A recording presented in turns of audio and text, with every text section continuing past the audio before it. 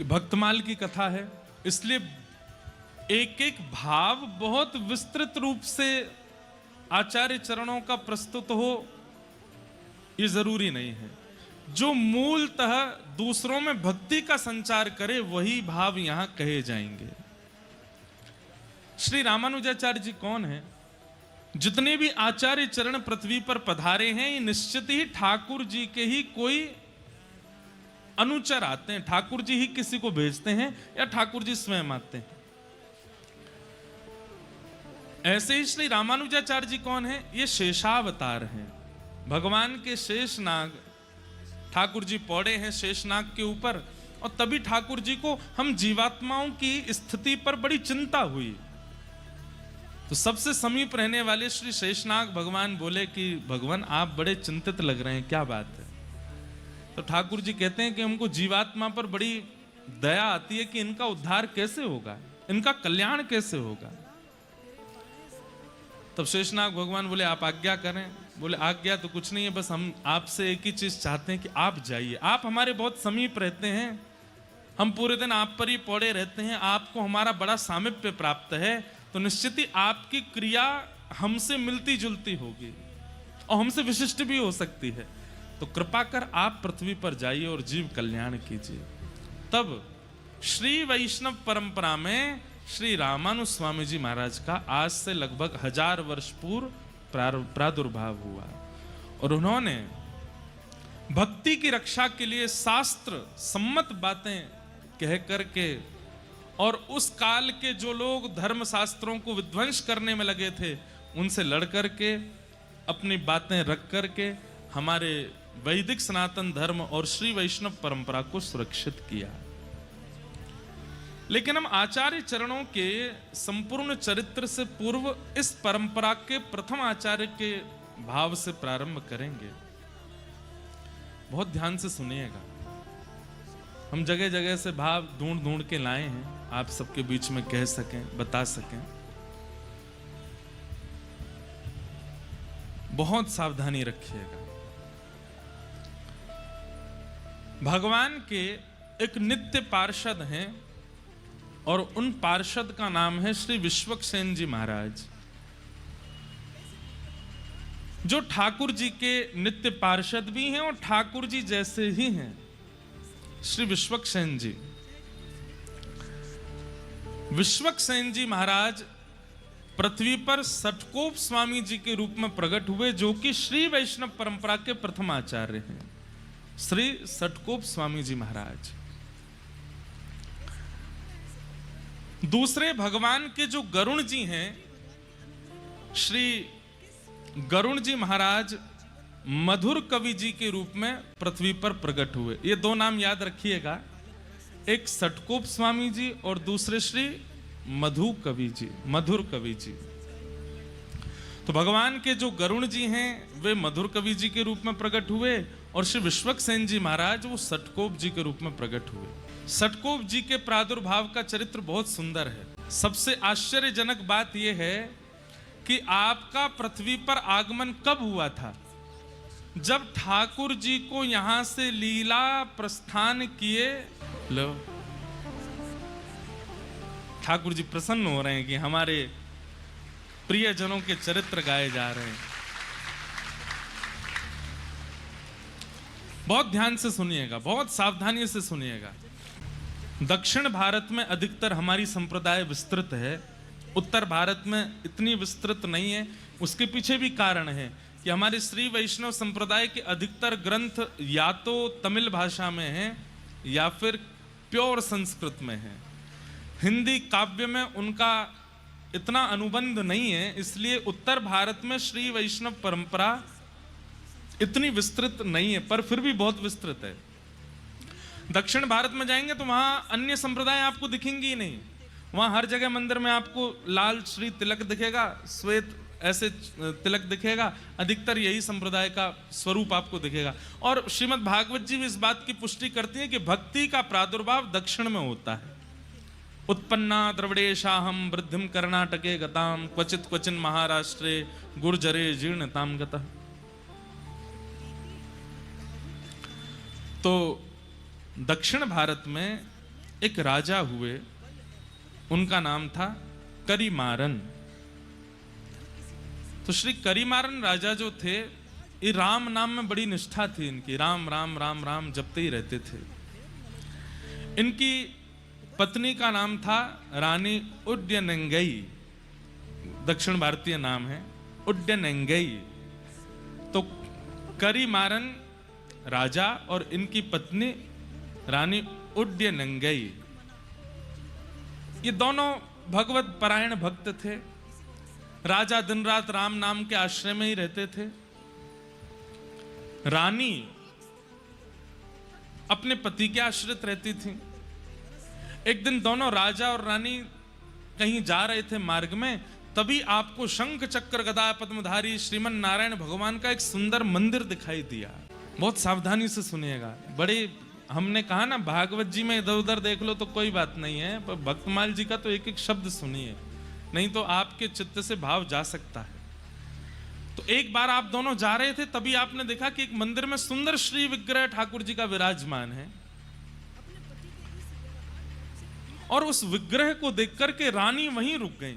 राजा तो दंडवत करने लगे, प्रणाम करने, पर रानी के नेत्र खुले रह गए ठाकुर जी का रूप लावण्य देख करके। रूप देख करके, स्वरूप देख करके रानी नेत्र झपकना भूल गई। राजा ने कहा, देवी क्या हुआ? रूप देखिए कितने सुंदर हैं ठाकुर जी। बोले कुछ मांग लो ठाकुर जी से। तो रानी ने क्या कहा? पुत्र देहु निज सरस ललाम, कि हे नाथ, आप तो परमात्मा हैं, हम आपको तो गोद में लेके घूम नहीं सकते, पर कृपा कीजिए कि आप जैसा ही पुत्र मुझे प्राप्त हो। आप जैसे रूप है, आपके जैसी भुजाएं हैं, आपका जैसा स्वरूप है, ऐसा ही पुत्र मेरे जीवन में आ जाए जिसको मैं गोद में खिला सकूं। ठाकुर जी से पुत्र की याचना इतने भाव से की थी कि रात्रि के समय जब राजा रानी दोनों सोने के लिए गए, तो रानी के स्वप्न में ठाकुर जी प्रकट हो गए और प्रकट होकर के कहा कि आज आपने इतनी भावना से, आपके शब्दों में इतनी याचना थी, इतनी करुणा थी कि मैं देने से स्वयं को रोक नहीं पा रहा हूं। इसलिए मैं अपने नित्य पार्षद, जो बिल्कुल मेरे जैसे ही हैं, श्री विश्वक्सेन जी महाराज को आपके गर्भ में भेज रहा हूं। वे आपके गर्भ में आएंगे और आप उनको स्वीकार कीजिएगा।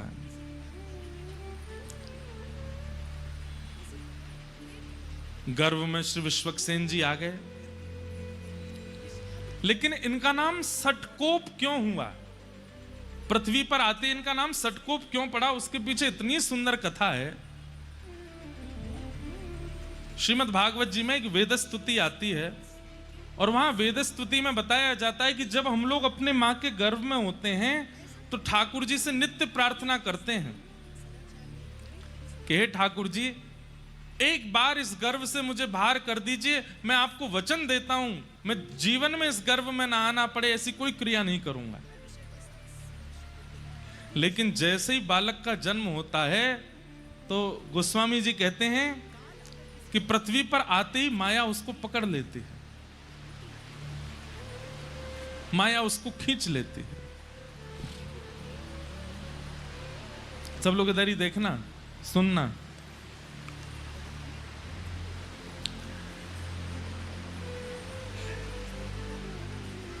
भूमि परत बा डाबर पानी, जनु जी वही माया लपटानी। जीव जब तक मातृ गर्भ में होता है वो परम भागवत होता है, ठाकुर जी से उसकी बातें होती हैं। श्रीमद् भागवत जी के कपिल देवूति संवाद में इस बात का प्रस्तुतिकरण है कि उसकी ठाकुर जी से चर्चा होती है। लेकिन जैसे ही उसका जन्म होता है, माया उसको ऐसे पकड़ती है, संसार उसको ऐसे पकड़ने लगता है कि फिर वो धीरे धीरे ठाकुर जी से जितनी उसकी चर्चा हुई सब भूल जाता है। लेकिन विश्वक्सेन जी महाराज जी के साथ ऐसा नहीं हुआ। आपका जैसे ही जन्म हुआ तो जन्म लेने के अगले क्षण ही जैसे ही माया आपके ऊपर आक्रमण करने के लिए आई, तो एक तो होता है बालक रोता है, जन्म लेते ही रोता है, पर आपने रुदन ना करते हुए उस सठ माया के ऊपर कोप किया। बालक जन्म लेते गुस्सा करता है, वो जन्म लेते क्रोध किया और माया को सतर्क कर दिया कि सावधान हो जाओ, मुझ पर आक्रमण मत करना, मेरे पास मत आना, मेरे समीप आने की कोई जरूरत नहीं है। तभी इनका नाम पड़ गया सठकोप। सठ माया के ऊपर जिन्होंने कोप किया, ऐसे श्री सठकोप जी महाराज, ये हमारे आचार्य चरण हुए। और भैया देखो, जल अगर आप पे गिर जाए ना, तो हम एक बात कहते हैं, कथा में ये इधर उधर की जो गतिविधि, प्राकृतिक गतिविधि होती है, ये इसलिए होती है ठाकुर जी आते हैं कथा में, तो वो ऐसे नहीं आते, ऐसे करके आते हैं। लाइट चली जाना, पंखा बंद हो जाना, वाह। आप लोग भी कहेंगे कितना बचाओगे ठाकुर जी को। बाबा इतको आए जाओ।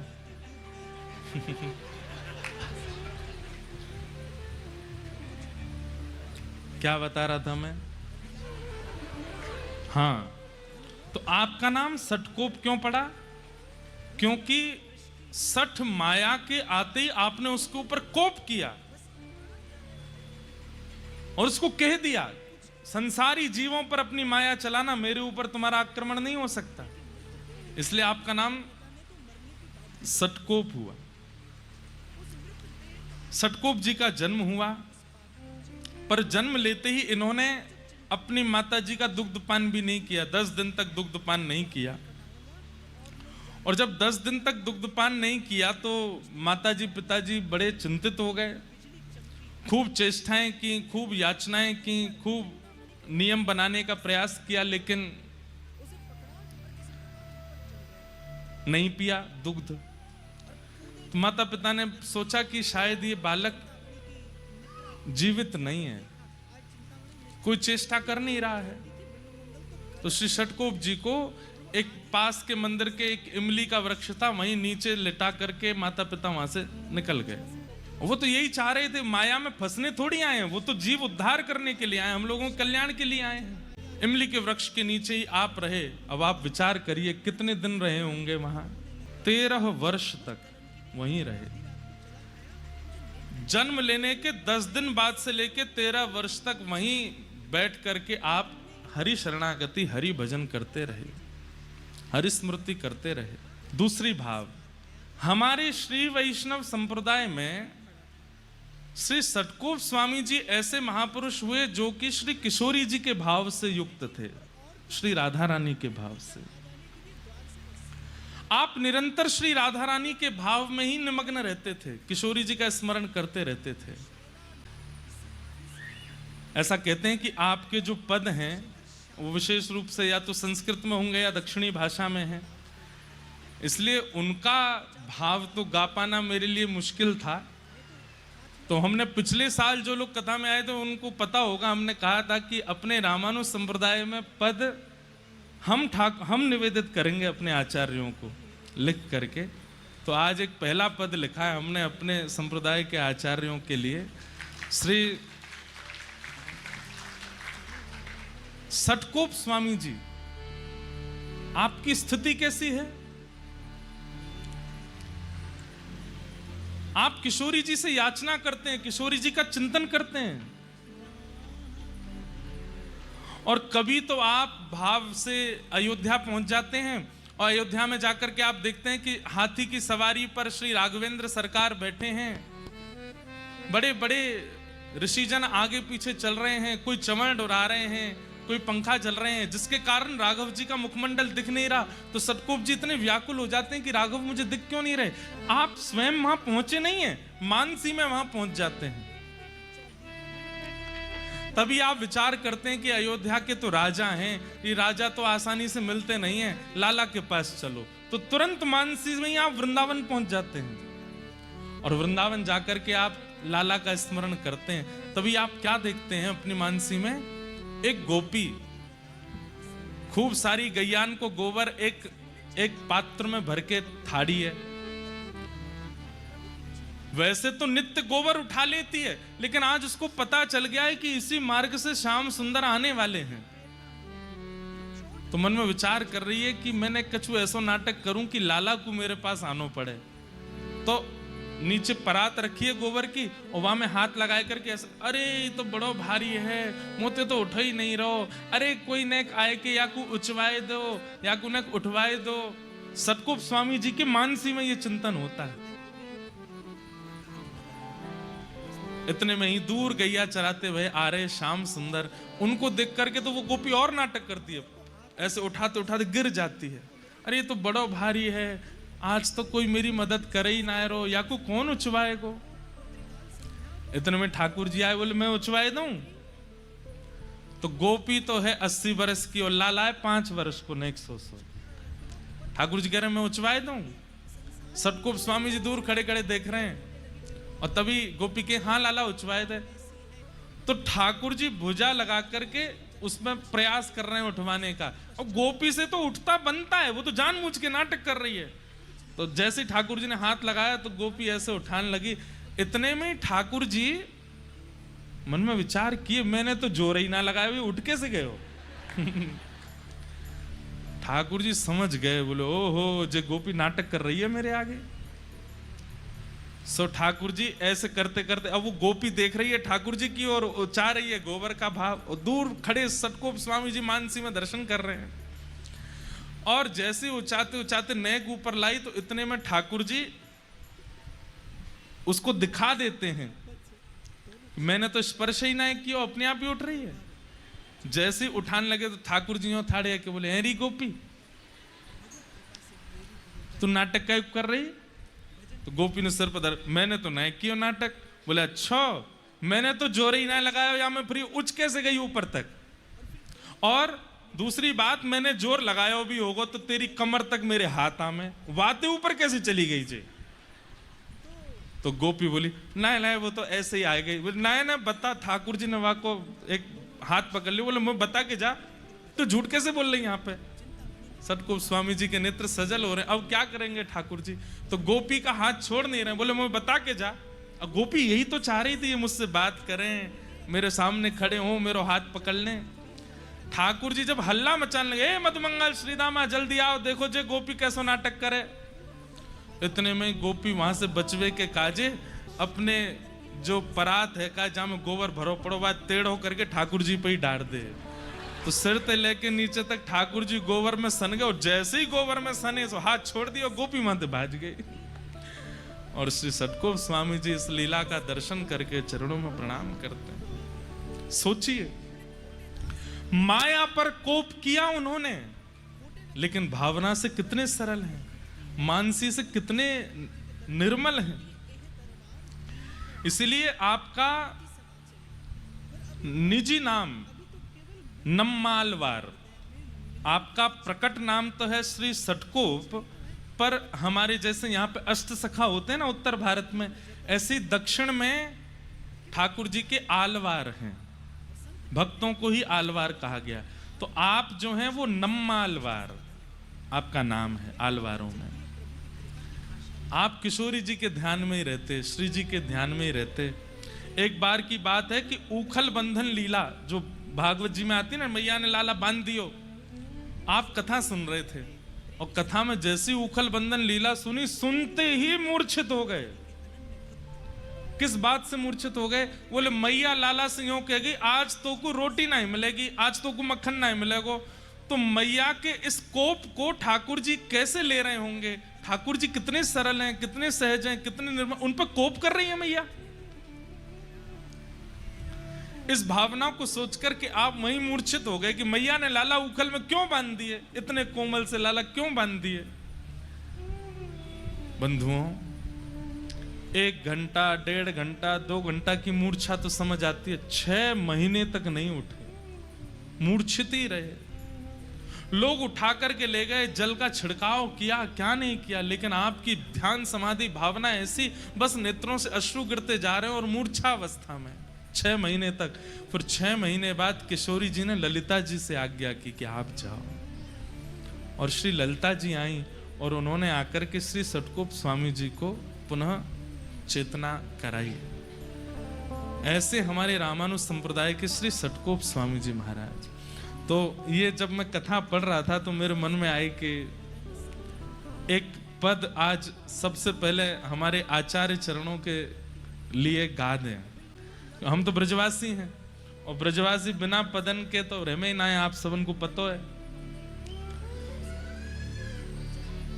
तब मन में भाव आया कि एक पद हिंदी भाषा में अपने आचार्य चरण को प्रस्तुत कर देते हैं। करी हूं कृपा कब श्यामा मोह पे, करी हूं कृपा कब श्यामा मोह पे।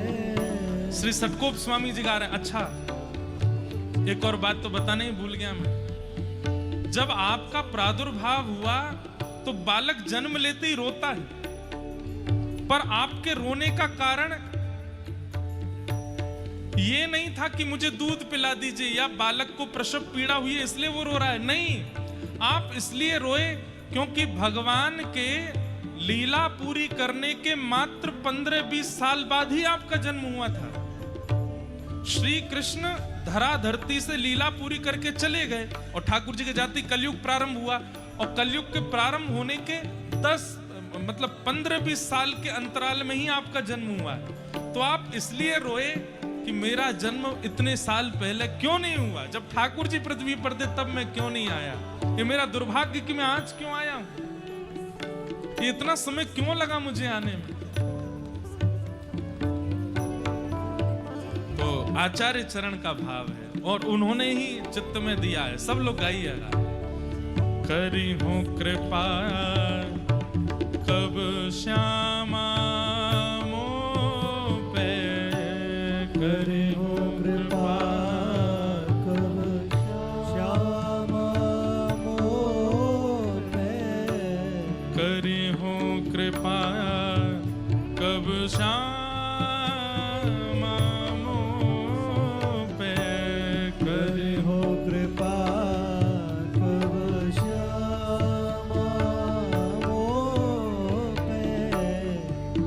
जैसी कृपा ललिता पर कीनी, जैसी कृपा ललिता पर कीनी, जैसी कृपा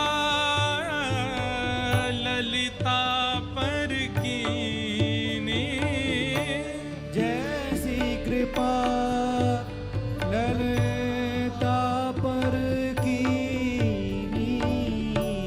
महल टहल सेवा सब पाए, महल टहल सेवा सब पाए, महल टहल सेवा सब पाए, महल टहल सेवा सब पाई।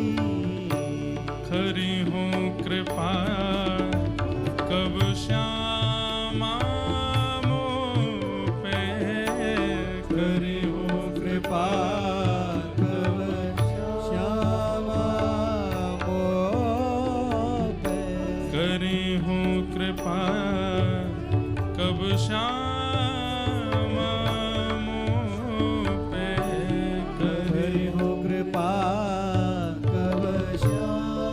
हे किशोरी जी, जैसी कृपा आपने ललिता जी पर की है और उन्हें अपने महल टहल की सेवा प्रदान की है, ऐसी कृपा मुझ पर कब करेंगी आप।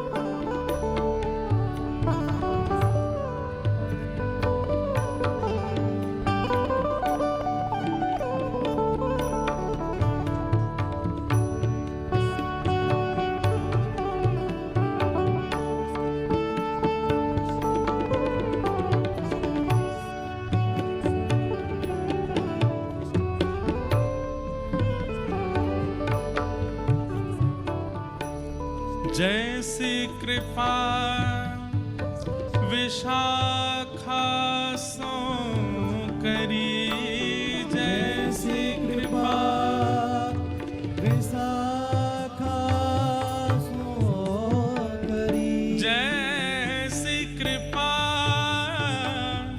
विशाखा सो करी, जैसी कृपा विशाखा सो करी, निज सेवा सब पानी, निज सेवा सब पानी पानी। ललिता जी प्रधान सखी हैं किशोरी जी की, लेकिन श्री विशाखा जी प्रधान नहीं है। फिर भी किशोरी जी अगर कह दें मुझे वहां जानो है तो ललिता जी कहेंगी जी श्री जी।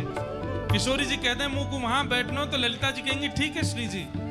लेकिन अगर किशोरी जी कहीं जा रही हैं और विशाखा जी कहते नहीं जाना तो किशोरी जी जा नहीं सकती हैं। विशाखा जी का इतना अधिकार है। श्याम सुंदर द्वार पर खड़े हैं और विशाखा जी ने अगर मना कर दिया कि नहीं द्वार नहीं खुलेंगे तो खुलेंगे ही नहीं। ललिता जी प्रधान सखी हैं, पर निकुंज की एक प्रकार से देखा जाए तो गतिविधियों पर पूर्ण अधिकार, पूर्ण कमान श्री विशाखा जी की रहती है। जैसी कृपा विशाखा सुकीनी, जैसी कृपा विशाखा सो करी, निज सेवा सब पानी, निज सेवा सब पानी करी हूँ कृपा कब श्यामा मोह पे, करी हूँ कृपा कब श्यामा मोह पे, करी हूँ कृपा कब श्यामा मोह पे, करी हूँ कृपा कब श्यामा मोह पे। ऐसी कृपा सठ कोप पे कीजे, ऐसी कृपा सत कोप पे कीजे, ऐसी कृपा सठ कोप पे कीजे, ऐसी कृपा सत कोप पे कीजे, श्री वृंदावन रस रानी, रानी श्री वृंदावन रस श्री वृंदावन रस रानी, रानी श्री वृंदावन रस रानी, रानी करी हो कृपा कब श्यामा मोह पे, करी हो कृपा कब श्यामा मोह पे, करी हो कृपा कब श्यामा मोह पे, करी हो कृपा कब श्यामा मोह पे।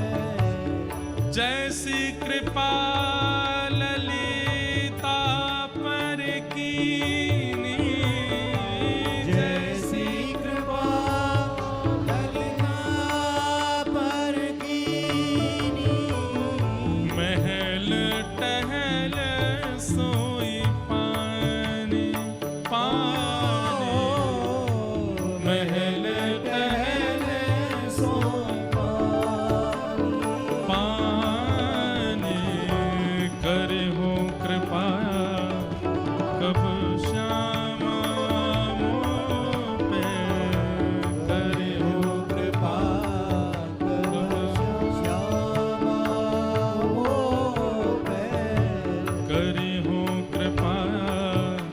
कब श्याम